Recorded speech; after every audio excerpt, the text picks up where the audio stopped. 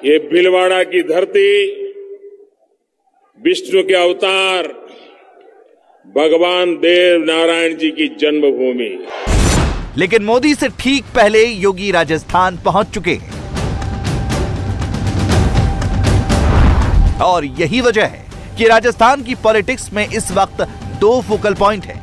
पहला है भीलवाड़ा और दूसरा है उससे 270 किलोमीटर दूर जालौर। जालौर में योगी पहुंच गए हैं, भीलवाड़ा में मोदी पहुंचने वाले हैं। मोदी और योगी का फोकस राजस्थान में कहां है? मोदी और योगी का कॉम्बिनेशन राजस्थान में कितने % वोट दिलाएगा? इसे उन लोकेशन से समझा जा सकता है जहां इन दोनों नेताओं को लेकर इस वक्त माहौल बन चुका है।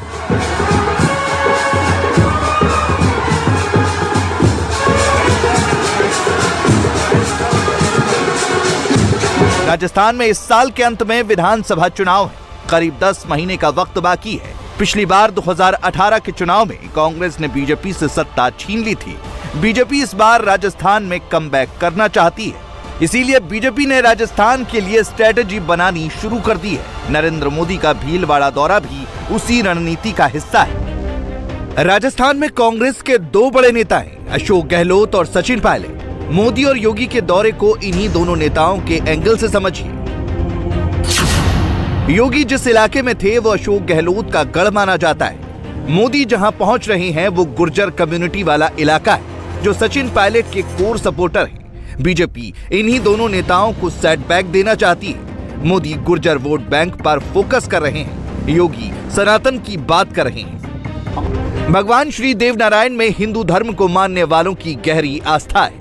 भीलवाड़ा गुर्जरों का गढ़ है। भगवान श्री देवनारायण को गुर्जर अपना आराध्य मानते हैं। नरेंद्र मोदी यहीं पहुंच रहे हैं। भीलवाड़ा जिले के मालासेरी गांव में यह भगवान श्री देवनारायण की जन्मस्थली है। 28 जनवरी को भगवान देवनारायण का 1111वां अवतरण महोत्सव मनाया जा रहा है, जिसे लेकर इस वक्त भीलवाड़ा में उत्सव जैसा माहौल है।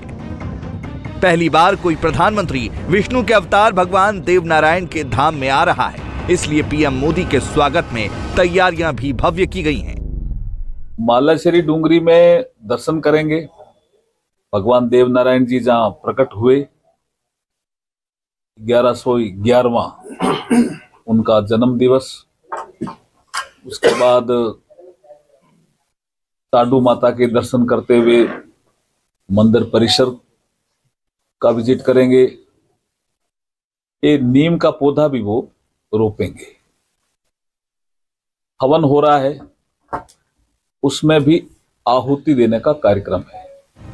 उसके बाद सभा को संबोधित।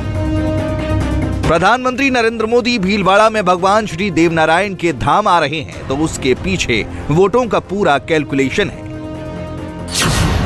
राजस्थान में विधानसभा की कुल 200 सीटें हैं। इनमें 15 जिलों की करीब 50 विधानसभा सीटें ऐसी हैं जहां गुर्जर वोट बैंक जीत हार तय करता है।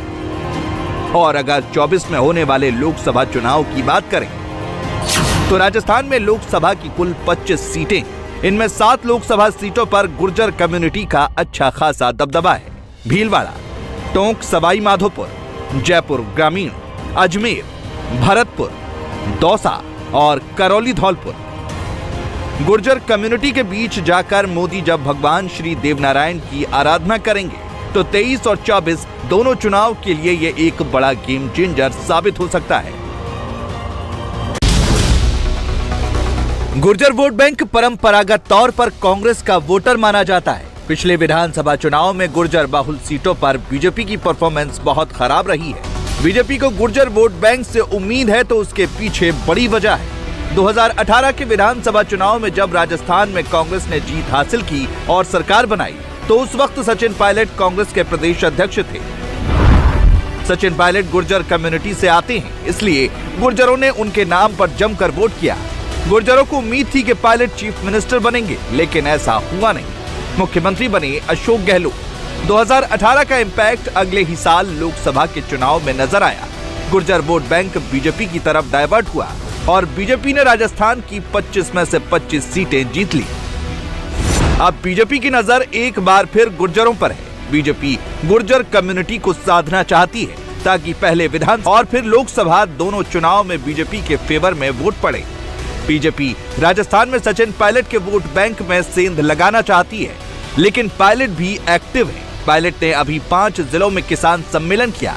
अब वो गुर्जर बहुल इलाकों का दौरा करने जा रहे हैं। मेरे दौरे लगातार जहां जहां मुझे देखो, हमारा जो जनसंपर्क है जनता के बीच में, क्योंकि यही 7-8 करोड़ लोग हैं जिनको हम लोगों को साधना है और समय रहती हम प्रचार चालू करें। जैसे मैंने कहा, हाथ से हाथ जोड़ो अभियान, भारत जोड़ो अभियान, हमारे किसान सम्मेलन, हम सब चाहते हैं कि पार्टी संगठित रहे, किसानों को, नौजवानों को पुनः पार्टी से जोड़ें, ताकि 10 महीने के बाद जब जनता के बीच जाएं तो लोगों का वोट और आशीर्वाद दोनों हम लोगों को मिले। राजस्थान में सचिन पायलट और अशोक गहलोत के बीच 36 का आंकड़ा है। ये बात हर कोई जानता है। ये बात बीजेपी के फेवर में जा सकती है। यानी एक बात क्लियर है, राजस्थान में गुर्जरों को साधने की कोशिश होगी। सनातन और विरासत दोनों की बात होगी और उसके साथ साथ विकास का भी संदेश दिया जाएगा। बीजेपी इसी फॉर्मूले पर काम कर रही है।